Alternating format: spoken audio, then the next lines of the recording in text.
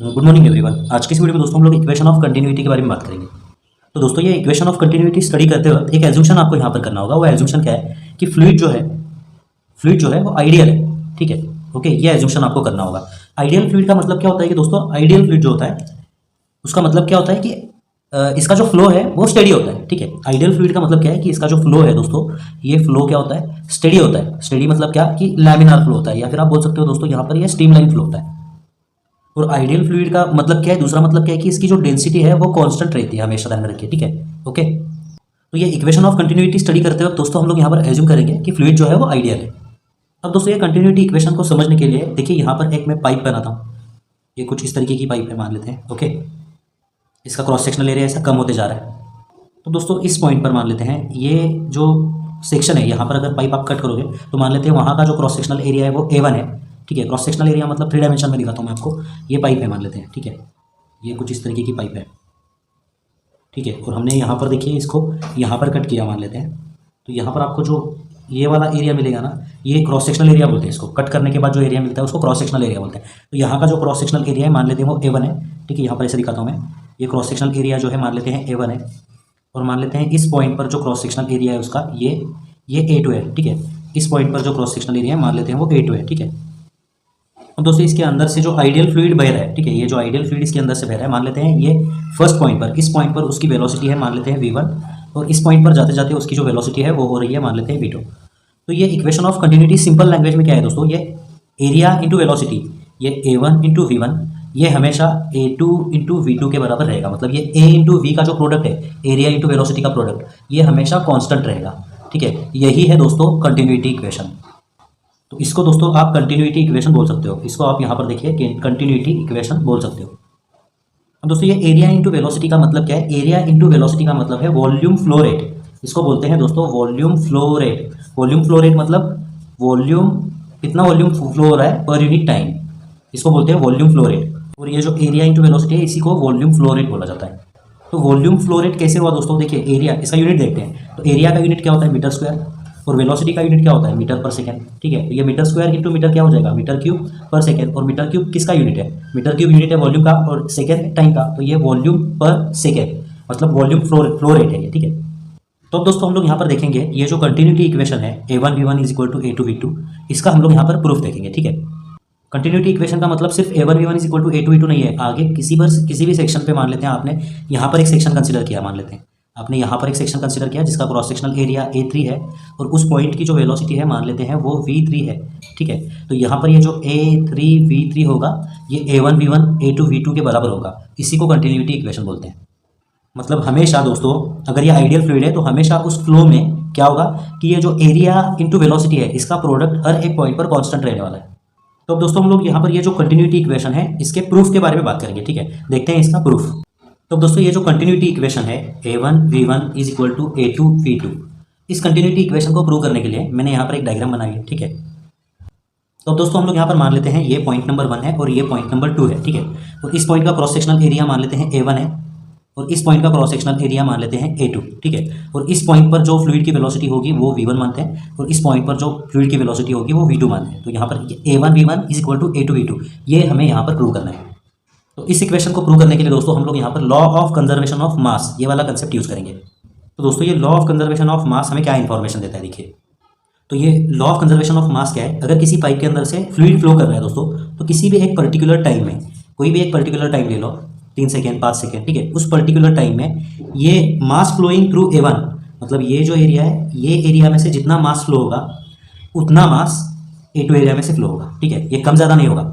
अगर 5 सेकेंड में ये एरिया में से अगर x amount of mass flow कर रहा है तो उतने ही टाइम में ये जो एरिया है इस एरिया में से x amount of mass he flow करेगा। ठीक है, सिंपल लैंग्वेज में देखिए दोस्तों law of conservation of mass क्या है, किसी एक पर्टिकुलर टाइम में जितना मास इस क्रॉस सेक्शन में से फ्लो होगा उतना ही मास ये क्रॉस सेक्शन में से फ्लो होगा। ठीक है, तो दोस्तों मान लेते हैं किसी एक पर्टिकुलर टाइम t में ये जो क्रॉस सेक्शन है, इस क्रॉस सेक्शन में से मान लेते हैं इतना जो फ्लूइड है, ये इतना फ्लूइड क्या कर रहा है, फ्लो कर रहा है। ठीक है, किसी एक पर्टिकुलर टाइम t में ये जो क्रॉस सेक्शन है, इस क्रॉस सेक्शन में से इतना फ्लूइड फ्लो कर रहा है। ठीक है, तो उतने ही टाइम इंटरवल में दोस्तों ये जो क्रॉस सेक्शन है इसमें से जो फ्लूइड फ्लो करेगा, ठीक है, ये मान लेते हैं ये इतना है, तो ये मास और ये मास जो है वो सेम रहेगा।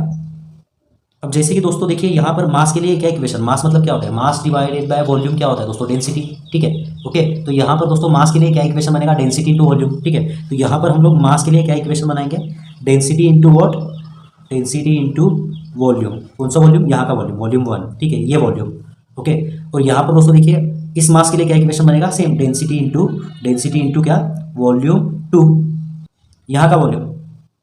अब दोस्तों क्योंकि ये एक आइडियल फ्लूइड है तो इसकी जो डेंसिटी है वो कांस्टेंट रहेगी। ठीक है, तो यहाँ से ये डेंसिटी और डेंसिटी कैंसिल हो जाएगी, तो हम क्या बोलेंगे, ये जो वॉल्यूम 1 है और ये जो वॉल्यूम 2 है ये इक्वल है। ठीक है, अब दोस्तों ये देखिए ये कौन सा शेप है, ये वॉल्यूम का कौन सा शेप है, देखिए यहाँ पर ये सिलेंड्रिकल शेप है ना, थोड़ा सा स्लोप है इसको।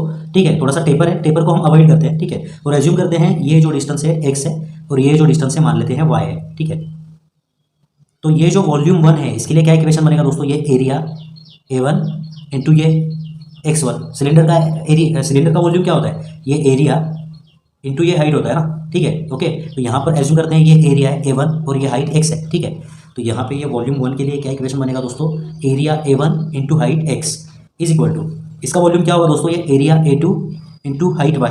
ठीक है, तो यहाँ पे दोस्तों ये एरिया बनेगा A2 इंटू हाइट बनेगी y। हम क्या कर रहे हैं दोस्तों, हम ये इक्वेशन प्रूव करने की कोशिश कर रहे हैं। ठीक है, अब दोस्तों सिंपली यहाँ पे वेलोसिटी का इक्वेशन क्या होगा, v1 का इक्वेशन क्या होगा, v1 is equal to distance travel, distance कितना ट्रैवल कर रहा है x और टाइम कितना है t, so v1 is equal to distance travel x upon time t होगा। ओके, और यहाँ पे दोस्तों v2 के लिए क्या इक्वेशन बनेगा, v2 is equal to distance travel y upon t। ठीक है, तो यहाँ से दोस्तों x के लिए क्या इक्वेशन बनेगा, v1t, यहाँ पर पुट करते हैं हम v1t।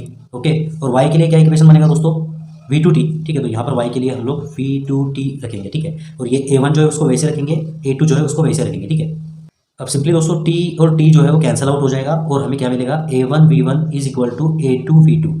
a1 क्या है, cross sectional area at point 1, v1 वहाँ की velocity, a2 cross sectional area at point 2 और v2 वहाँ की वेलोसिटी। ठीक है, तो यहाँ से दोस्तों ये जो कंटिन्यूटी इक्वेशन है ये यहाँ से प्रूव हो जाता है। ठीक है, तो दोस्तों ये जो कंटिन्यूटी इक्वेशन है, इस कंटिन्यूटी इक्वेशन कंसेप्ट के ऊपर एक एग्जाम्पल है आपके टेक्स्ट बुक में, देखिए पेज नंबर 49 के ऊपर एग्जाम्पल नंबर 2.11। सबसे पहले रीड करिए, as shown in the given figure, a piston of cross sectional area 2 cm square pushes the liquid out of a tube whose area at the outlet is 40 mm square। ठीक है, तो यहाँ पर दोस्तों देखिए डायग्राम कैसे बनाए हुए हैं, तो यहाँ पर क्या प्रोवाइड किया गया है, देखिए दोस्तों ये 2 डायमेंशन में ऐसी फिगर दिखती है, 3 डायमेंशन में ये फिगर दिखेगी। ठीक है, सो फिगर में दिखाया जो है उसमें आपको क्या बोला गया है, पिस्टन है, एक पिस्टन है जिसका cross sectional area 2 centimetre square है। तो ये पिस्टन का जो क्रॉस सेक्शनल एरिया है, ये क्रॉस सेक्शनल एरिया, इसको हम A1 बोलेंगे। तो A1 क्या है दोस्तों, यहाँ पर 2 सेंटीमीटर स्क्वायर है।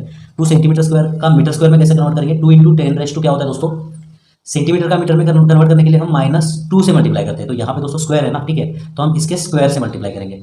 ठीक है, तो यहाँ पर ये क्या होगा, 2 इंटू 10⁻⁻4 मीटर स्क्वायर हो जाएगा। तो ये पिस्टन क्या कर रहा है दोस्तों, ये पिस्टन जो है यहाँ का जो लिक्विड है ना, इस लिक्विड को पुश कर रहा है इस ट्यूब के अंदर। ठीक है, और ये जो ट्यूब है, इस ट्यूब का क्रॉस सेक्शनल एरिया कितना है, इस ट्यूब का क्रॉस सेक्शनल एरिया हम एज्यूम करते हैं A2, क्या है दोस्तों, ये 40 mm स्क्वायर। तो मिलीमीटर का मीटर में कैसे कन्वर्ट करते हैं दोस्तों हम लोग, मिलीमीटर का मीटर में कन्वर्ट करने के लिए 10⁻³ से मल्टीप्लाई करते हैं, लेकिन यहाँ पे mm स्क्वायर है तो इसका भी स्क्वायर हो जाएगा। ठीक है, तो यहाँ पर ये 40 इंटू 10⁻³ का स्क्वायर हो जाएगा -6। ठीक है, तो ये मीटर स्क्वायर में A2 भी मिल चुका है हमें। अब आगे बढ़िए, the piston is pushed at the rate of 2 centimetre पर सेकेंड। तो ये जो पिस्टन है, मतलब इस पॉइंट की जो स्पीड है या वेलोसिटी है वो कितनी है, 2 सेंटीमीटर पर सेकेंड। तो हम यहाँ पर V1 बोलेंगे 2 सेंटीमीटर पर सेकेंड। सेंटीमीटर पर सेकेंड का मीटर पर सेकेंड में कन्वर्ट करना है हमें, तो सेंटीमीटर का मीटर में कन्वर्ट करने के लिए हम 10⁻² से मल्टीप्लाई करते हैं। तो ये हो जाएगा दोस्तों मीटर पर सेकेंड में कन्वर्जन हो गया।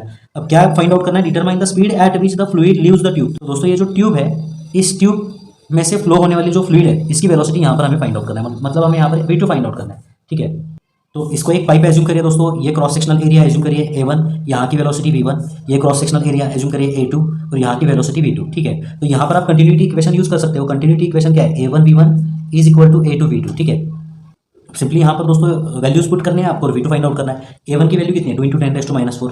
तो यहाँ पर दोस्तों ये 2 इंटू 10⁻⁴। ठीक है, V1 कितना है, 2 इंटू 10⁻²। ठीक है, A2 कितना है दोस्तों, 40 इंटू 10⁻⁻6 इंटू V2।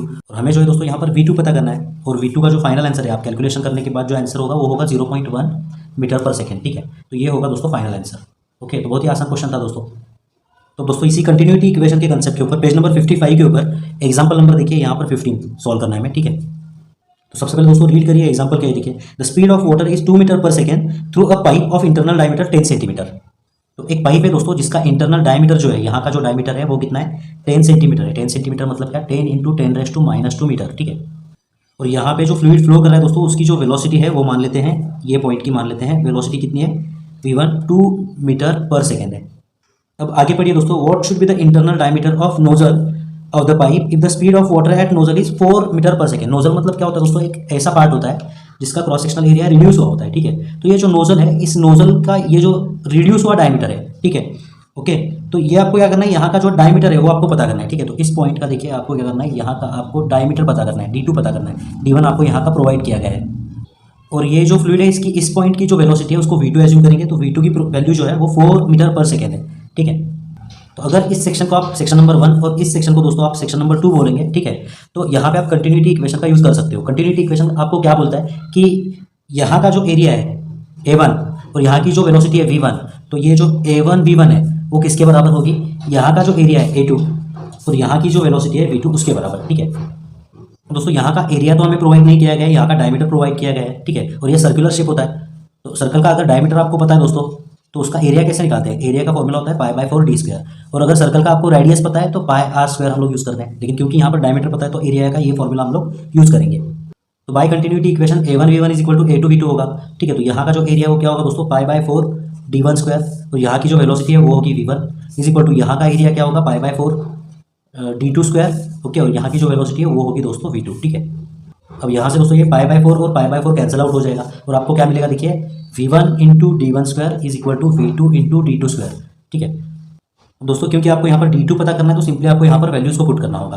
तो v1 की वैल्यू कितनी है 2, ओके। और d1 की वैल्यू क्या है 10 इंटू 10⁻², लेकिन उसका स्क्वायर है तो 10 का स्क्वायर क्या होगा 100 और ये 10⁻² का स्क्वायर क्या होगा 10⁻4 हो जाएगा, ठीक है, okay. Is equal to v2 कितना है दोस्तों यहाँ पर 4 और आपको ये पता करना है d2² आपको ये पता करना है, ठीक है। तो सिंपली d2² पता करने के लिए 4 को इधर लेके आते हैं, ठीक है। तो जब आप यहाँ पर 4 को इधर लेके आओगे तो आपको क्या मिलेगा, देखिए यहाँ पर दोस्तों ये 2 इंटू 100 कितना होगा दोस्तों, ये हो जाएगा 200 इंटू ये 10⁻4, ओके, डिवाइडेड बाय हो जाएगा 4 is equal to d2², okay. So यहाँ पे दोस्तों 4 1 4 4 5 20। तो यहाँ पर दोस्तों ये d2² के लिए आपको इक्वेशन मिल चुका है। d2² जो है उसके लिए क्या इक्वेशन मिलेगा दोस्तों 50 इंटू 10⁻4।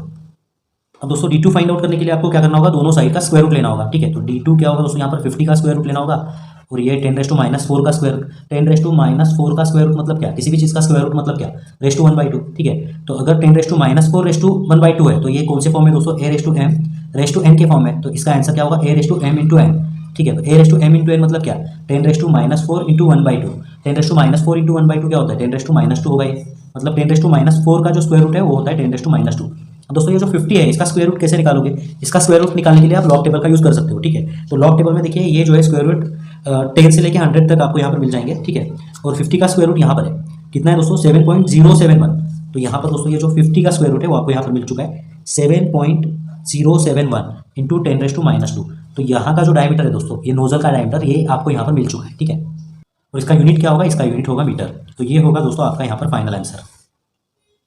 तो यहाँ पर दोस्तों ये कंटिन्यूटी इक्वेशन वाला पार्ट खत्म होता है। नेक्स्ट वीडियो में इसका अगला पार्ट हम पढ़ेंगे।